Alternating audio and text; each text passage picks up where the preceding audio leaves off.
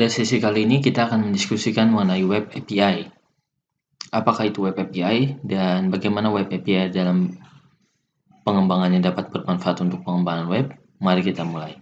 Saat ini web berkomunikasi dengan web lain. Sebagai contoh, kalau kita membeli suatu barang, biasanya web tersebut berkomunikasi juga dengan web lain untuk melakukan pengiriman ataupun pengecekan kurs.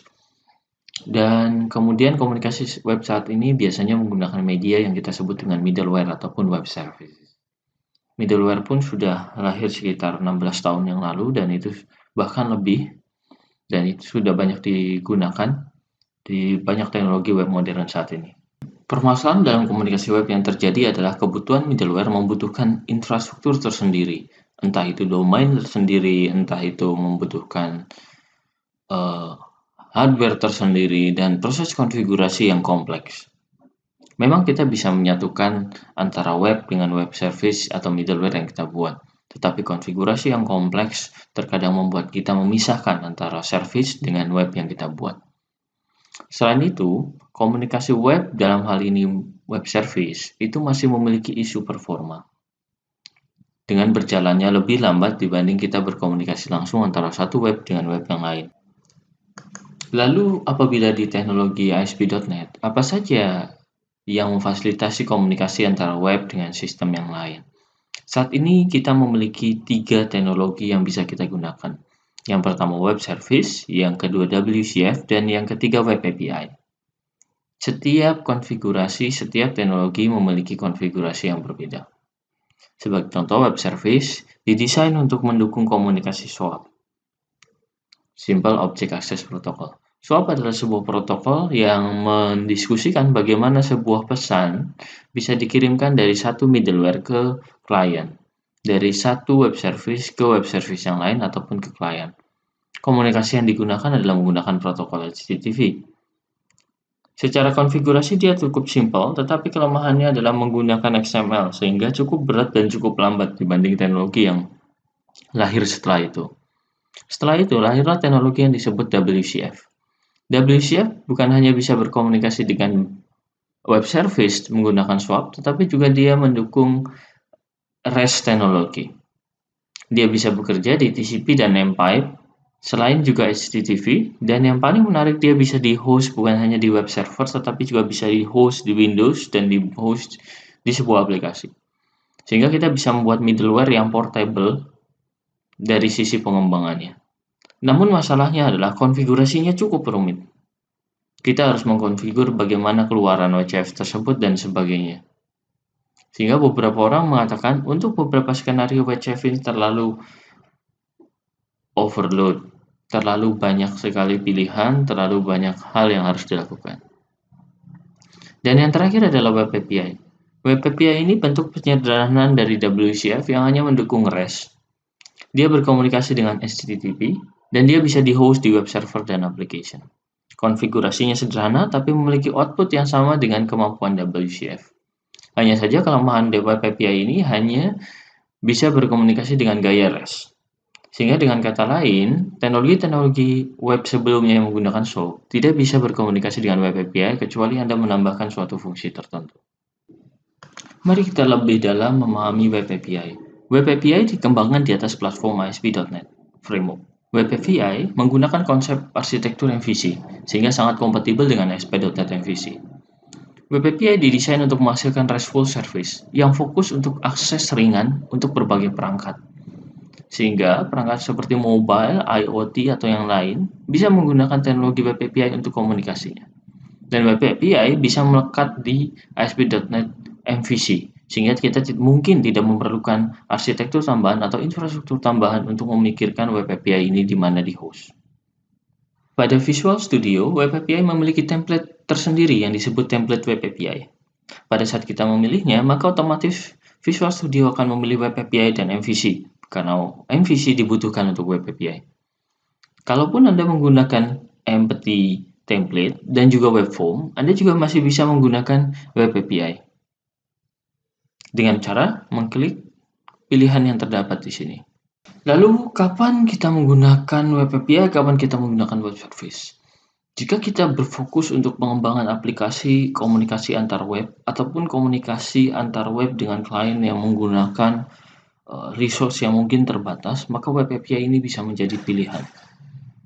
Lalu apabila kita komunikasi dengan aplikasi lain yang sudah ada sebelumnya dan mengetahui bagaimana SOAP itu bekerja, maka web service dapat menjadi pilihan yang sangat menarik. Dan terakhir, apabila kita mengembangkan aplikasi dengan komunikasi protokol lain di luar HTTP dan dia membutuhkan akses yang lebih cepat, yang lebih baik, maka WCF dapat digunakan untuk itu.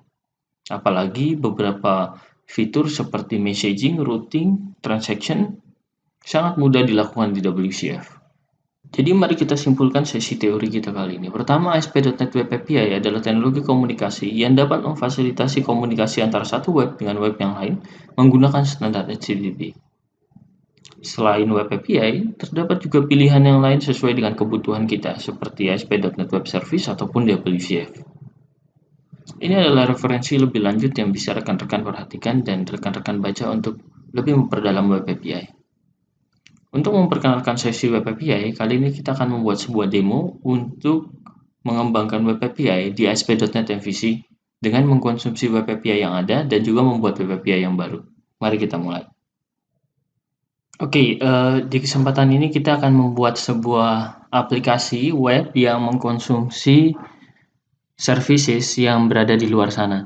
Kita akan membuat sebuah aplikasi untuk melakukan konversi mata uang. Hal yang pertama kita harus perhatikan adalah di mana web service itu berada. Itu hal terpenting yang harus kita ketahui. Setelah itu yang kita lakukan adalah kita membuat view. Di sini kita memiliki view currency.cshtml.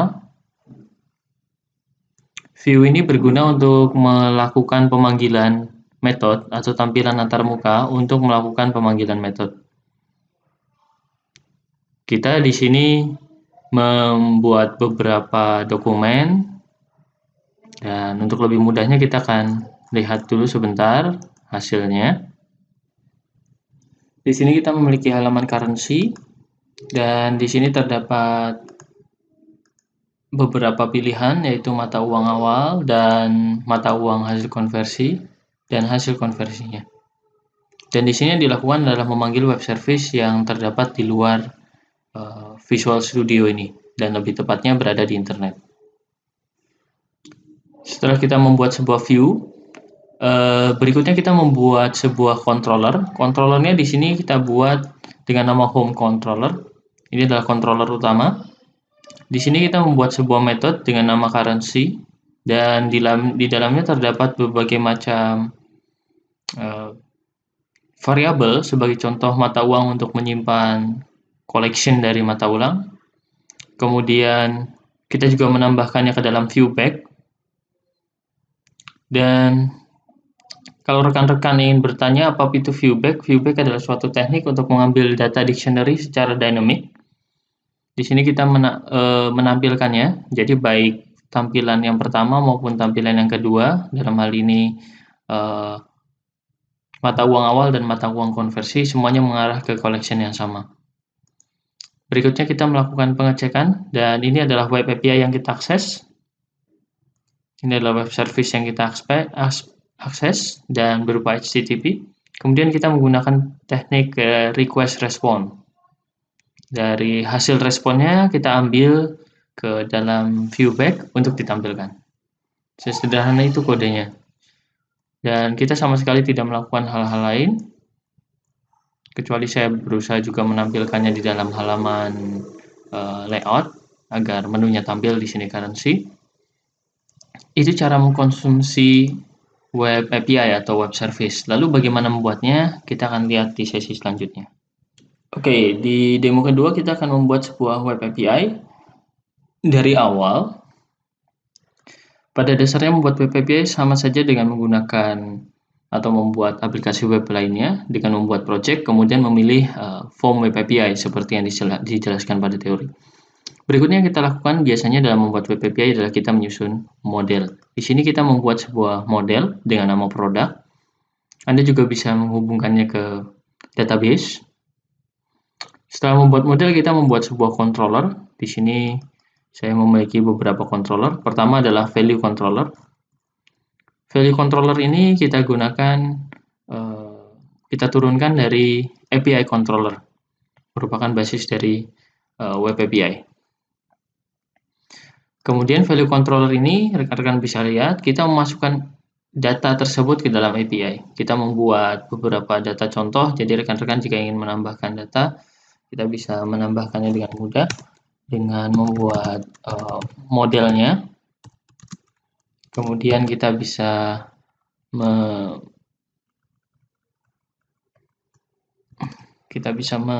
menambahkan produknya di sini. Jangan lupa diberi titik koma jika ini adalah sebuah bukan produk yang terakhir.